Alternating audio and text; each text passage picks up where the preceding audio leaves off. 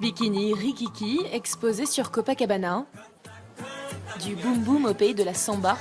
Voilà le cliché de la femme brésilienne pour les touristes. En apparence, une belle plante sensuelle très libérée qui exhibe son corps et son cerf sans tabou. Il veut se marier avec une Brésilienne. Je me sens désirée, j'ai un beau corps. Que les hommes me regardent, ça m'est égal. C'est l'ambiance du carnaval et pendant cette période, comme à n'importe quelle fête, on se sent plus libéré. Malgré le début du carnaval dans les rues de Rio, le parfum ambiant de liberté sexuelle cache une sombre réalité. À cette période, le nombre d'agressions et de violences faites aux femmes double presque dans tout le pays.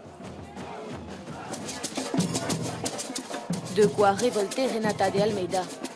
Avec des amis, elle a créé un groupe d'orchestre de rue, un de ces blocos qui envahissent Rio pendant le carnaval. Mulheres Rodadas pour défendre la liberté des femmes. Je peux te garantir que toutes les femmes qui sont ici ont une histoire d'agression à te raconter. Ça, c'est sûr. Que ça soit pendant le carnaval ou le reste du temps, le machisme reste omniprésent dans notre société. On a tellement de statistiques qui le prouvent. On n'est pas très puissante, mais au moins notre blog fait passer le message qu'il faut respecter les femmes, encore plus pendant le carnaval.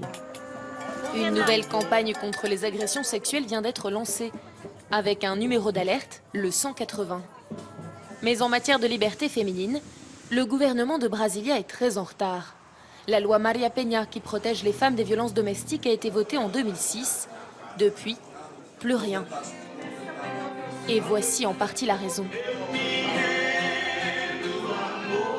Nous ne sommes pas dans une église, mais dans l'une des chambres du Parlement à Brasilia. Scène incroyable dans un pays pourtant laïque. Les députés évangéliques forment depuis quelques années un lobby conservateur très puissant. Contre les droits homosexuels et surtout contre l'avortement, autorisé seulement en cas de viol au Brésil. Même lorsque c'est autorisé par la loi, moi, ce que je ferais si j'étais en face d'une femme enceinte suite à un viol, c'est la convaincre de garder l'enfant. Parce que l'enfant n'est pas responsable. Le bébé est innocent. Certaines églises vont jusqu'à conseiller à leurs ouailles de se faire recoudre l'hymen pour se marier vierge. Une pratique incroyable au succès grandissant, même chez les non-religieux.